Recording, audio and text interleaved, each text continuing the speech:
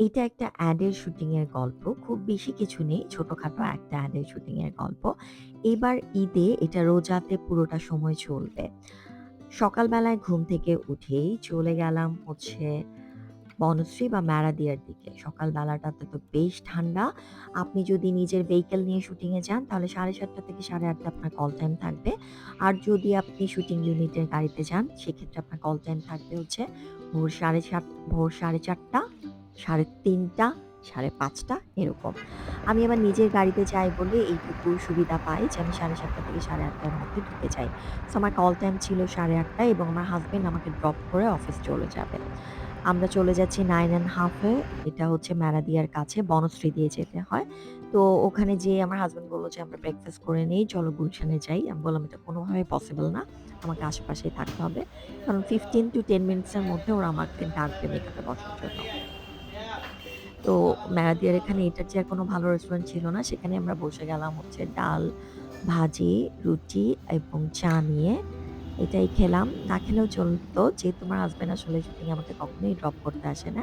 এই first time সে আমাকে drop করতে আসলো যেহেতু তার অফিসের কাছে গুলশান আগে। তাই একটু ব্রেকফাস্ট করলাম তার সাথে। এরপর মেকআপ রুমে যেয়ে মেকআপে বসে গেলাম। আমাদের মেকআপ আর্টিস্ট ছিলেন হচ্ছে রাজীব। উনি এখনো মানে উনি সিয়ামের মেকআপ দিচ্ছে। এটা হচ্ছে কলি। কলি আমার কাস্টিং ডিরেক্টর। আমার ১ম অ্যাডের কাজ শুরু হয়েছিল আদনান আল রাজীবের প্রোডাকশন হাউস রান-আউট দিয়ে। সেখান থেকেই আমার কলির সাথে পরিচয়। কলি এখন ফ্রিল্যান্সিং করে এবং আমার যতগুলো বড়, বড় কাজ এসএমসি, গ্রামীণফোন, উম রবি, আম আর মনে পড়তেছে না মানে এতগুলো কাজ করেছি। বেশিরভাগ কাজেরই আ হচ্ছে কলি এবং যেই কাজগুলো আসলে এক্সপোজার একটু বেশি থাকে সেগুলোই আমি সাধারণত করি। কারণ সকাল ৭ টায় কল দিয়ে রাত ১২টা-১টা পর্যন্ত কাজ করাটা এই শরীরে খুবই ডিফিকাল্ট।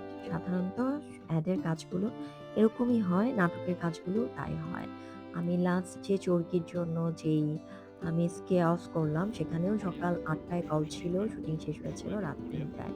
সো এগুলা খুব ডিফিকাল্ট টাইম আসলে। আর আপনার যদি ডেডিকেশন, প্যাশন এবং আপনি ডিসিপ্লিন না হন তাহলে এই কাজগুলো করতে পারবেন না। মানে খুব সহজ না।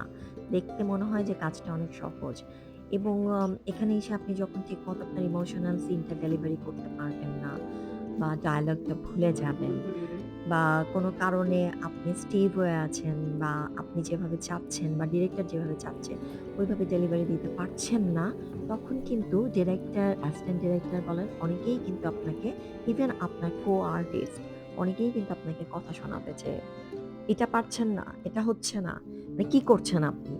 তো অ কোনো কাজই কিন্তু এত সহজ না। অনেক ধরনের মনোকষ্ট, অনেক ধরনের কষ্ট, অনেক কিছু নিয়েই করতে হয়। যার যেটাতে ডেডিকেশন থাকে, যার যেটাতে প্যাশন থাকে সে সেটাতেই কাজ করে।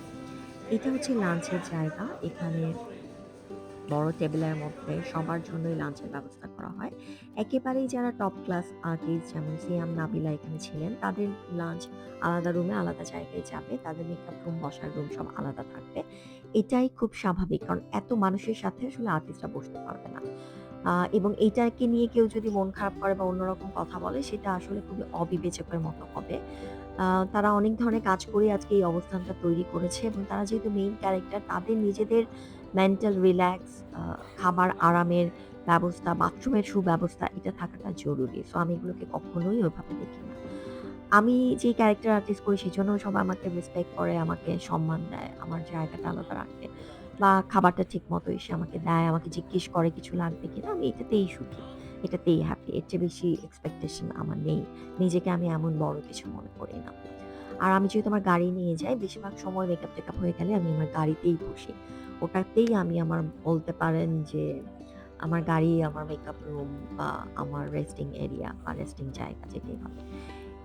এখানে আমাদের শুটিংটা শুরু হয়ে গেছে। যেহেতু আমার নিজের হাতে ফোন রাখার কোনো উপায় নেই এবং আমি যে জায়গায় বসে আমাকে ব্লকিং দেওয়া হয় সেখান থেকেও খুব একটা বেশি উঠে নড়াচড়া করা সম্ভব না।